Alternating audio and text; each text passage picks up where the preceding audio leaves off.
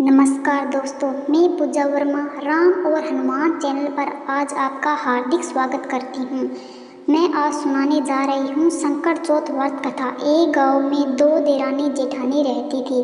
जेठानी के बहुत धन था और देरानी बहुत गरीब थी। देरानी भगवान गणेश जी की व्रत कथा करती थी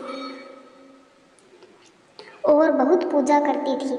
वह अपनी जेठानी के घर रोज आटा पीसने के लिए जाती और जिस कपड़े से आटा छानती थी वो कपड़ा अपने घर लाकर पानी में धो लेती और अपने पति को घोलकर पिला देती। एक दिन जेठानी के बच्चों ने यह देख लिया और अपनी माँ से बोला कि माँ, चाची तो अपने घर से आटे का कपड़ा ले जाकर चाचा जी को घोलकर पिला देती है। अगले दिन जेठानी ने देवरानी को कहा कि जब घर जाओ तो आटे छानने का कपड़ा यही रख जाया करो। देवरानी ने वैसा ही किया।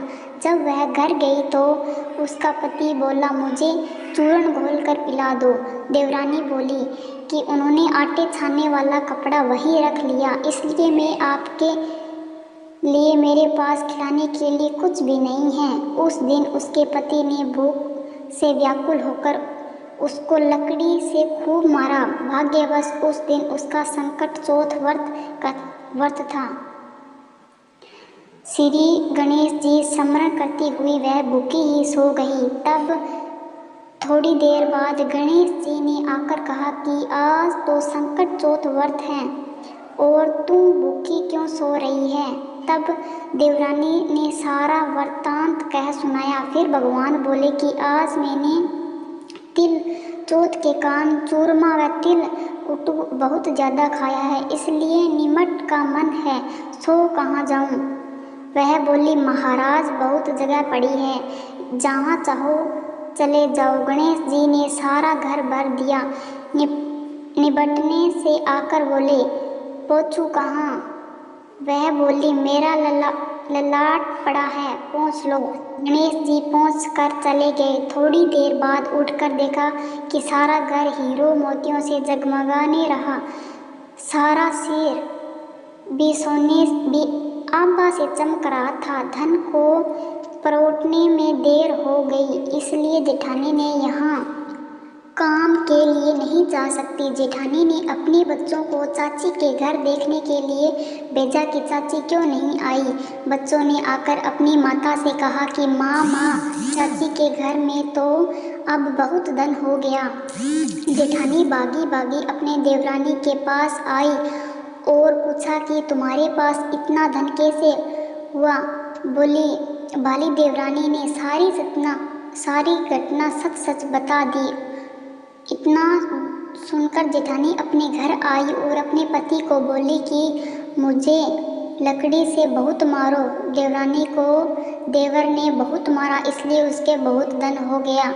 उसका पति बोला, भाग्यवान, तू धन की भूखी क्यों मार खाती है। लेकिन वो नहीं मानी और बहुत मार खाकर अपनी मकान खाली करके गणेश जी का स्मरण करके सो गई। गणेश जी आए और कहने लगे, उठ और मुझे बता कि मैं कहाँ निपटे जाऊँ। तब वो बोली, मेरी देवरानी का छोटा सा मकान था, मेरे पास तो बहुत बड़ा मकान है, जहाँ इच्छा हो वहीं चले जाओ। गणेश जी ने निपटना कर लिया। अब बोले, पूछूं कहाँ। तो जेठानी ने गुस्से से कहा कि मेरा लिलाट पड़ा है, पहुँच लो। गणेश जी पहुँच कर चले गए। थोड़ी देर बाद उसके आकर देखा तो सारा घर सड़ रहा था और बदबू आ रही थी। तब वो बोली, हे गणेश जी महाराज, आपने मेरे साथ छल कपट किया है। देवरानी को तो धन वैभव दिया और मुझे कूड़ा दिया। गणेश जी आए और बोले, तूने धन के लालच में मार खाई, उसके धर्म के कारण मार खाई। जेठानी क्षमा याचना करने लगी, हे गणेश जी, मुझे धन नहीं चाहिए, आप यह सब पहले की तरह कर दो। तब गणेश जी बोले कि तुम अपने धन में से आधा धन देवरानी को दे, जब ही मैं अपने माया समेटूंगा। जेठानी ने आधा धन देवरानी को दिया, परंतु कहीं एक सुई धागा रह गया।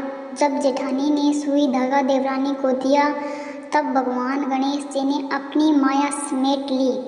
हे गणेश जी महाराज, जैसे देवरानी के भंडार भरा वैसे सभी के भंडार भरना, और जैसा आपने जेठानी के साथ किया वैसा किसी के साथ नहीं करना। बोलो गणेश जी महाराज की जय हो।